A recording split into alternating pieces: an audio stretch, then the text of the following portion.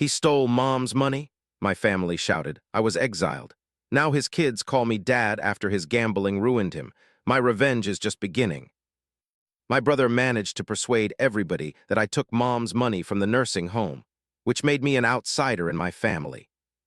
After he got laid off and lost his house, I told his wife about his gambling problem. Now he's living in his car while his kids call me Dad. It all began with a receipt, just a single sheet of paper that my brother Adrian had left on Mom's kitchen counter during one of our regular weekly visits to look after her money matters. I doubt I would have even given it a second thought if he hadn't been so careful to mention it in a casual way, 3 times during our talk. Hey, by the way, did you happen to see that nursing home receipt I put on the counter? The one from last month. Something in his voice made me stop, but I let it go. That was the initial error. I'm Josiah and I'm 35. Up until 6 months ago, I was the dependable son.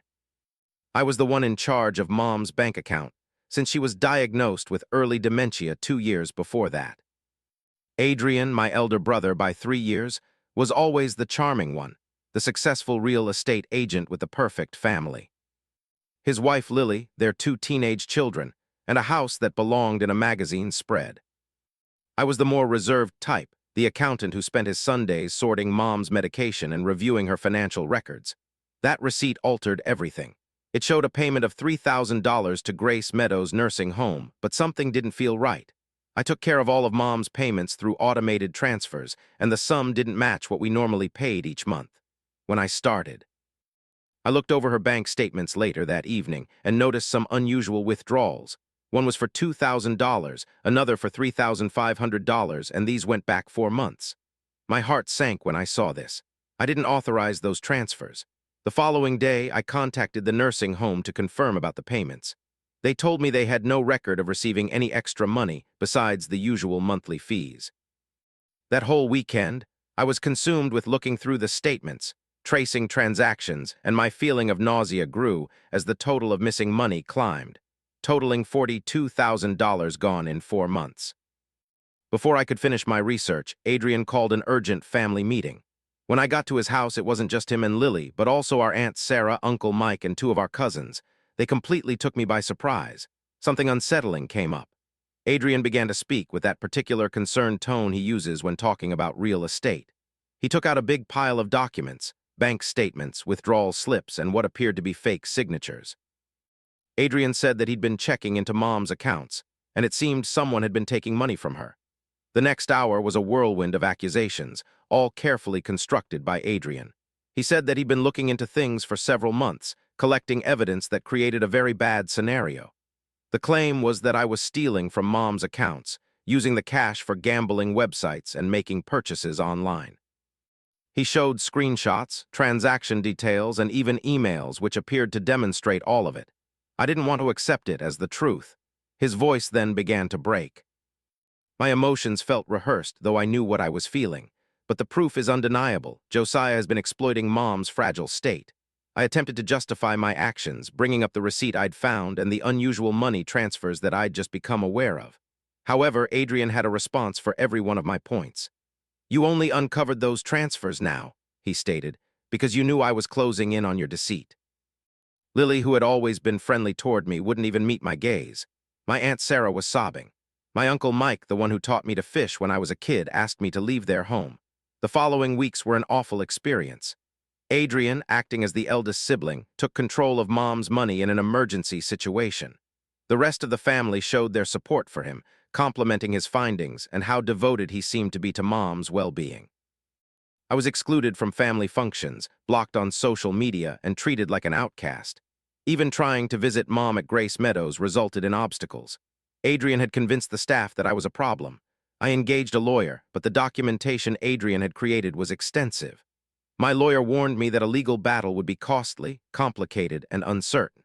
She also suggested that sometimes it's wisest to withdraw and allow the reality to eventually emerge. That was 3 months prior. Since then, I've spent every day collecting proof, archiving emails, recording conversations when permissible, and gradually building my own argument. I'm certain Adrian is responsible. I can't definitively prove it yet. However, I observed something intriguing just last week. Adrian's seemingly flawless existence is starting to show some flaws. The expensive car he owned was gone, swapped out for a less flashy sedan. Lily stopped posting about their summer plans on Facebook. Those posts just disappeared. Also, just yesterday, I overheard Miles, his son, at the store. He was in an argument with him over changing schools. I might have lost this particular fight, but I'm starting to understand the entire situation. Adrian's so-called perfect life seems to be built on something unstable, and I have plenty of time to watch it all collapse. Eventually, the facts come to light, usually when people are completely caught off guard. And I've definitely learned to be exceedingly patient. At the moment, I'm the outcast of the family, the one accused of stealing from my own mother. Still, I have a feeling that this entire saga is nowhere near finished. Adrian may have secured the family's favor with his act, but he neglected a critical fact. My job as an accountant is essentially tracing where the money goes, and I've only just begun looking into it. Quick update: it's amazing what you can discover about someone by looking at what they throw away. I didn't intend to sift through Adrian's trash. That's really not my style. But when Aurora saw him throwing out 3 full bags of garbage into the neighbor's bin in the middle of the night on Tuesday, well, sometimes you just get odd chances.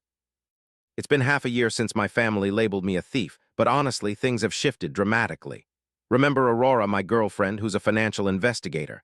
Well, she's become determined to prove my innocence, maybe even a little too much. She told me one night, laying paperwork all over the table, "This isn't just about cash." She said it. "Your brother's tells our textbook." The late-night activities, plus the defensive attitude and the complex schemes. Those are telltale signs of an addiction. I really didn't want to accept it initially. Adrian always seemed to have it all together, the brother who always had everything in order. However, the proof just kept mounting up against him. Those trash bags he tossed, overflowing with betting slips and loan documents from 3 different high-interest lenders. That missing expensive car, it wasn't sold. It was taken away. Also, the odd emails he used to try and incriminate me. Aurora traced them back to a public library computer, used at times when Adrian claimed he was showing houses. The real revelation came from somewhere I never saw coming. Adrian's 15-year-old son, Miles, sent me a message on Instagram one evening. "Uncle Joe, can we chat? Dad's acting strange and Mom won't listen to me." We met at a coffee shop close to his school. I noticed Miles seemed smaller than before and he was huddled over his hot chocolate. "Dad's been crashing in his office," Miles said, nervously stirring the whipped cream. "He claims he's working late, but I heard Mom crying about overdue mortgage payments." He went on to say, "And last week I discovered this in his jacket." He then slipped his. I placed the phone on the table, and the screen displayed a picture of a bookie's record, filled with dates and figures that made me feel sick. The figures exactly mirrored the missing funds from Mom's bank account. Aurora and I dedicated the subsequent month to constructing a solid case. We followed Adrian's activities, recorded his gambling habits, and even more crucially, discovered proof that he had created the false evidence used to accuse me. The most difficult aspect was observing his life fall apart as we collected the proof. His property listings vanished. His immaculate lawn became overgrown. Lily started picking up additional hours at the elementary school. Finally, the day arrived when Adrian was fired. Not because of the gambling, he'd concealed that well, but because he had taken money from client escrow accounts. That was our defining moment. I chose to present everything we had found to Lily first. She deserved to be informed before anyone else. We arranged to meet at a small diner where she'd often eat during her breaks. I brought along the documents, the pictures, the bank records, and the final critical piece. Security camera footage from the library showed Adrian composing the forged emails he'd used to set me up. Something felt off to me, she quietly said, her hands trembling as she looked over the evidence. But he always had a reason, always. She looked up at me, her eyes red. "The house is being foreclosed, Josiah. We must be gone by the end of the month. The children, they don't know yet." I anticipated her being upset, denying everything. Instead, she simply looked exhausted, I thought. You know, the worst part is what she told me. I remembered. "He informed the kids last week that their college funds were secure, but they're completely gone, aren't they?" I just silently agreed. Those accounts had been depleted months before. This family gathering felt different this time. No surprise attacks, no theatrical blame. Just the cold, hard facts presented with irrefutable proof. Adrian wasn't present. He was busy trying to get another loan from across town, I figured. Aunt Sarah started crying again, but this time for a different reason. Uncle Mike wouldn't stop saying he was sorry to me. When Adrian finally got back home that evening, Lily was ready with divorce papers and a police report related to the missing client money. I watched from my car as he went into his house for the last time. 20 minutes later, he emerged carrying a duffel bag and drove off in his now repossessed sedan. That should have been the conclusion I considered. Justice had been done, his reputation cleared, and family bonds severed. However, life is more complicated than that, as I knew. Yesterday, Miles and his sister came to my apartment. Their faces were wet with tears. Mom is working extra shifts, Miles told me. We hardly see her. And Dad, he's living in his car now. He keeps sending us text messages about how sorry he is and how he'll fix everything. He looked at me with eyes that seemed far too old for him. Could we stay here for a little while, just until Mom figures things out, he asked. Of course I let them in. What else could I have done? They're family. As I watched them get settled into my guest room, Aurora gave my hand a squeeze. You know this changes everything, right? She was correct, I understood. This isn't about vindicating myself anymore. It's about rebuilding what's left of a family torn apart by substance abuse. Somehow, I've morphed into the person everyone depends on for security. This is the last time I'm discussing this. Life has a seriously messed up sense of irony. Just 1 year ago, I was the outcast of the family, labeled the son who ripped off his own mother. Now here I am, at my kitchen table, helping Miles with his math homework while his sister is practicing piano in the other room. Aurora is cooking supper, and Lily should be home from her teaching job before too long. It's not the family I ever envisioned having, but sometimes the greatest joys in life arise from the most awful experiences. However, I'm getting ahead of myself. Let me bring you up to speed on the last 12 months. After Adrian moved into his car, things got really difficult. He started showing up at random times and places.